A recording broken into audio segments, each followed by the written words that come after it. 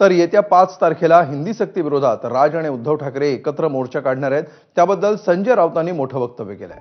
दोन्ही बंधू मनानं एकत्र आलेच आहेत असं राऊतांनी म्हटलंय। ते मनाने एकत्र आलेलेच आहेत। भाषा हा एक महत्त्वाचा विषय आहे।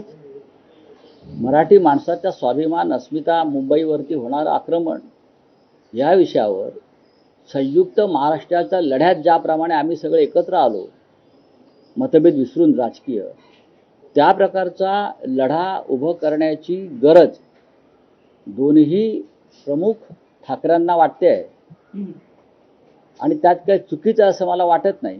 विचार आणि मन तसे वेगळे असायचं काही कारण नाही, ते एकच आहे आणि आपली जी अपेक्षा तसं व्हायला काही हरकत नाही असं महाराष्ट्रातील तमाम जनतेला, फक्त शिवसैनिकांना किंवा मनसैनिकांना नव्हे तर महाराष्ट्रातील तमाम जनतेला हे असं वाटतं। हे पण राजकीय दृष्ट्या काय व्हायचं ते होऊन जाईल, चांगलं होईल, वाईट होईल, भलं होईल, वाटोळ होईल, जे व्हायचं ते होईल।